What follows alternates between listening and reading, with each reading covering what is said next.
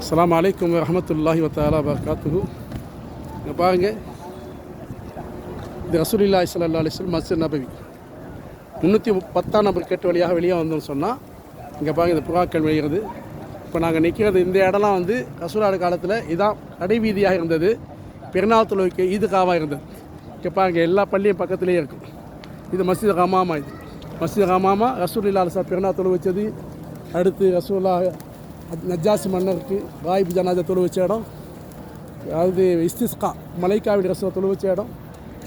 அதே பாருங்க, அந்த பக்கத்தில் மஸ்ஜித் அலிகளில் அவங்க ரசூலா அந்த இடத்துல பெருநாள் தொழு வச்சுருக்காங்க. அலிகளில் அவங்க ஹஜ்ரத்து உஸ்மான் அலியோட ஆட்சி காலத்தில் அவங்களும் ஹஜ்ஜி போய் நாங்கள் தொழு வச்சாங்க. இங்கே பாருங்க, இங்கே மஸ்ஜிது அபூபக்கர் அலியாவுடைய பள்ளி. ரசூலா இந்த இடத்துல பிறந்தா தொழு வச்சுருக்காங்க, அபூபக்கர் அலியா தொழு வச்சுருக்காங்க. அப்படியே போனால் மதீனத்துல் வீதி. இதெல்லாம் ரசூல் ஸல்லல்லாஹு அலைஹி வஸல்லம் புனிதமிக்க சத்திய சஹாபாக்களுடைய காலடி பட்ட இடம். இதெல்லாம் நம்ம வந்து பார்க்க ரொம்ப கொடுத்து வச்சு நசீபு வேணும். அல்லாட்ட கேளுங்க. நசீபு எழுதுறது அல்லாவாக இருக்கான். நசீபு மாற்றுறது அல்லாவாக இருக்கான்.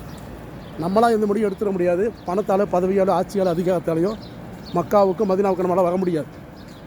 அதிகாரம் உள்ளவங்களாம் வரணும்னு சொன்னால் ஏழைப்பட்டவங்க வரமாட்டாங்க, வர முடியாது. இங்கே அல்லாஹ்க்கு ஏழை பணக்காக இல்லை. அல்லாஹ் யாரை விரும்புகிறானோ, விருந்தாளியாக தேர்ந்தெடுக்கிறானோ அவங்க மட்டும் தான் இங்கே வர முடியும். ஆக அந்த அல்லாஹ்வுடைய விருந்தாளியில் நம்மளும் ஆகணும் என்பதற்கு துவா செய்யுங்க. இன்ஷா அல்லாஹ் வாங்க. இதெல்லாம் பாருங்கள், இதெல்லாம் பில்டிங்லாம் இருக்குது. இதெல்லாம் ரசூல் ஸல்லல்லாஹு அலைஹி வஸல்லம் நடந்த பாதை. இதெல்லாம் மதீனத்துல் வீதி. ஒரு பகுதியை தான் நம்ம எடுக்கிறோம். இன்னும் நிறைய இடங்கள் இருக்குது. இது மாதிரி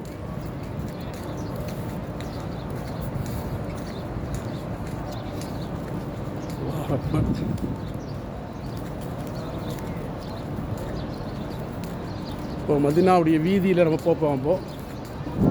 மதீனத்துல் வீதி. அதில் தான் ஹோட்டல்கள்லாம் இருக்கும். ஹாஜிமார்கள் இதெல்லாம் தங்குவாங்க.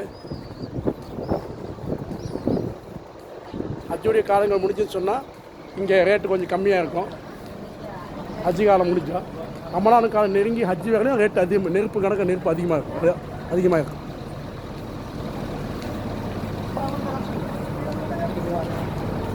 அல்ஹம்துலில்லாஹ். பாருங்க, இதெல்லாம் ஹோட்டல் மதீனாவுடைய வீதி.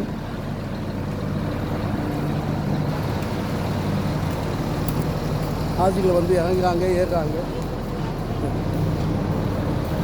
இது நம்ம கூட வந்திருக்கக்கூடிய நம்ம நண்பர் பாய், ஐயம்பட்ட பாய், ஐயம்பத்து வளத்தூர் முகமது இஸ்மாயில் பாய். இங்கெல்லாம் நம்ம கடையில் சாமான்லாம் வாங்கிக்கலாம். முசல்லா, தொப்பி, இந்த பேர் எழுதி வாங்குறாங்கல்ல, அதெல்லாம் இங்கே வாங்கலாம். முசல்லா பேர்லாம் எழுதி வாங்குவாங்க மக்கள். அரபிலையோ இங்கிலீஷில் எழுதி கொடுத்தா அவன் எழுதி கொடுப்பாங்க. 10 ரியாலு 15 ரியாலு அப்படி சொல்லுவாங்க. அப்படி தொழுகைக்கு போகும்போது வரும்போது வாங்கியது முசல்லா இருக்குது. இந்த 3 ரியால் கடை. இது எதை எடுத்தாலும் 3 ரியாலு. இந்த பேர் எழுதி தொங்க விட்டு காப்பாங்க, இப்படி எழுதி கொடுப்பாங்க.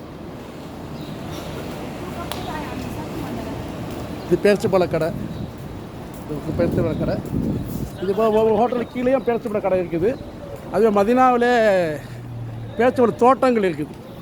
தோட்டத்துக்கு உள்ளே போகலாம், தோட்டங்களையும் பார்க்கலாம். தோட்டத்துக்குள்ளே பெரிய கடைகளை வச்சுருப்பாங்க. அதுவும் சுமாரான விலையை தான் இருக்கும், அதிகமாக இருக்காது. அதே மாதிரி இங்கே மதீனாவில் ஒவ்வொரு ஹோட்டலுக்கு கீழேயும் பார்த்தா கடை இருக்கும். பேரிச்சம்பழ கடை வச்சுருப்பாங்க. ஒவ்வொரு கடைக்கும் ஒரு வித்தியாசம் இருக்குங்க.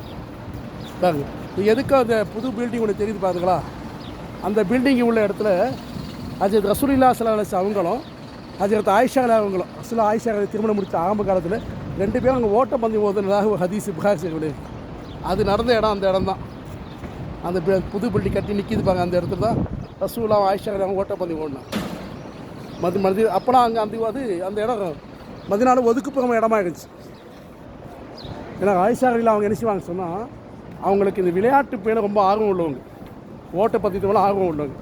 ஆனால் ரசூலுல்லாஹி ஸல்லல்லாஹு கல்யாணம் முடித்த பின்னால் ஆயிஷா அவங்கள செஞ்சுவாங்க, விளையாட்டுக்கெல்லாம் அழைச்சிட்டு போவாங்க பார்க்க. முதல்ல ரசூலுல்லாஹி ஸல்லல்லாஹு ஆயிஷாவே நம்ம ஓடலாமா ஓட்டப்பந்தயம்னு கேட்டும்போது ஓடலாமேன்னு ஆர்வத்தில் சொன்னாங்க. அந்த இடத்துல தான், அந்த புது பில்டிங் இடத்துல தான் அப்போ ஊருக்கு ஒதுக்குப்புறமா, மதீனாவுக்கு ஒதுக்குப்புறமா இடமா இருந்தது. அங்கே தான் ரசூலுல்லாஹ் 2 பேரும் ஓட்டப்பந்தயம் ஓடினாங்க. ஆயிஷா ஜெயிச்சுட்டாங்க. இப்போ மெலிசா இருந்தாங்க. கொஞ்சம் நாட்கள் கழிச்சு ஆயிஷா மாடு உடம்பு மொத்தமாக போயிடுச்சு. உங்களுக்கு தான் தெரியுமே, பெண்களுக்கு ஆரம்பத்தில் திருமணத்தின் போது இவ்வளோ உடம்பு இருக்காது, பின்னால் கொஞ்சம் உடம்பு கூடி போயிடும். அப்பொழுது ரசூலா சொன்னாங்க, இப்போ ஓட்டப்பந்து ஓடலாமான்னு கேட்கும்போது ஓடலான்னு சொன்னாங்க. ரசூலாவும் ஆயிஷா அம்மா வந்துட்டு ஓட்டப்பந்து ஓடும்போது ரசூலா ஜெயிச்சிட்டாங்க, முந்தி போயிட்டாங்க. அப்போ ஆயிஷா அவங்க அழுதாங்க. ஏன் அழுகுறன்னு கேட்டாங்க. இல்லை, நீங்கள் ஜெயிச்சிட்ட முன்னால் போயிட்டுங்க. ரசூலா சொன்னாங்க, நீ அன்னைக்கு ஜெயிச்சல்ல, அதை இதை சரியாக போச்சு. அப்போ எந்த அளவுக்கு அந்யோன்யமாக மனைவிட்டு ரசூலா இருந்திருக்காங்க, இது வந்து எடுத்துக்காட்டுறதுக்காக இது நடந்த விஷயம். அதான் அல்லாஹ் ரசூலா பற்றி காலம் சொல்லுவான், லக்கது கான் லக்கு ஃபி ரசூல் இல்லாஹி உஸ்வத்துன் ஹசனா. நபியுடைய வாழ்க்கையில் உங்களுக்கு அழகிய முன்மாதிரி இருக்குது அப்படின்னு சொல்லுவாங்க. இதோ தெரிய பார்க்குறேன், எதுக்க தெரியுதுல, புது பில்டிங், அங்கே தான் ரசூல் இல்லாமல் ஆயிஷா அலியாவும் ஓட்டப்பந்தி ஓடுற இடம் அது. ஹைர் அல்ஹம்துலில்லாஹ். பாருங்கள், மதீனத்து வீதி எவ்வளோ அழகாக இருக்குது, எவ்வளோ அமைதியாக இருக்குது, சுத்தமாக இருக்குது பார்த்தீங்களா? ஆமாம், எவ்வளோ சுத்தமாக இருக்கும். அதே போல் மதீனத்தினுடைய அன்சாரி சஹாபாக்கள் உள்ளங்களும் ரொம்ப சுத்தமாக இருந்துச்சு. அதான் ரசூலுல்லாஹி ஸல்லல்லாஹு அலைஹி அவர்களையும் மக்கா ஹிஜ்ரத் செஞ்சு வந்த அத்தனை சஹாபாக்களையும் தாங்கள் கூடன் பிறந்த சகோதரர் மாதிரி அரவணைச்சு இருக்க இடம், உள்ள உணவு, உடுத்த உடை, எல்லா வசதிகளும் கொடுத்தாங்க. யூசிருனால அன்ஃபுஸிஹிம் வளவுக்கான பிஹிம் ஹசாசான குரான் சொல்லுவான்.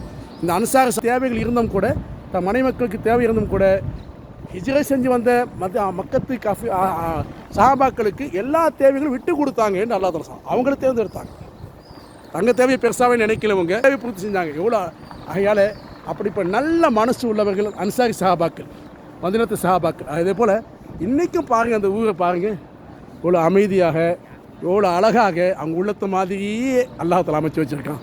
அப்புல் ஆலமீன் அதை நம்ம படிப்பினை எடுத்துக்கிட்டு நாமளும் உதவி தேடி வரக்கூடியவர்களுக்கு நம்மளால் இயன்ற உதவிகளை அவங்களுக்கு செஞ்சு நம்மளும் அன்சாரி சஹாபாக்களோடு சொர்க்கத்தில் இருக்க முயற்சி பண்ணுங்கள்.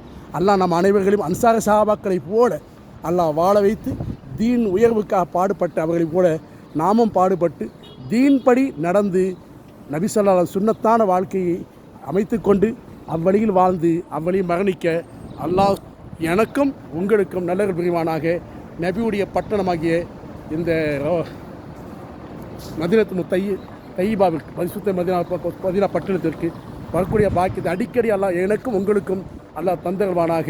அதே போல் மக்கா மாநகரத்துக்கு அடிக்கடி வரக்கூடிய பாக்கியத்தை அல்லாஹ் தஆலா உங்களுக்கு எனக்கும் தருவதோடு ஹஜ்ஜு உம்ரா பலத்திட செய்திடவும் இறைவன ஒப்புக்கொள்ளப்பட்ட ஹஜ்ஜு செய்யக்கூடிய பாக்கியத்தையும் அல்லாஹ் எனக்கு உங்களுக்கு அல்லாஹ் தந்தருவானாக. ஆமீன் யா ரப்பல் ஆலமீன். அஸ்ஸலாமு அலைக்கும் வரஹ்மத்துல்லாஹி வபரகாத்துஹு.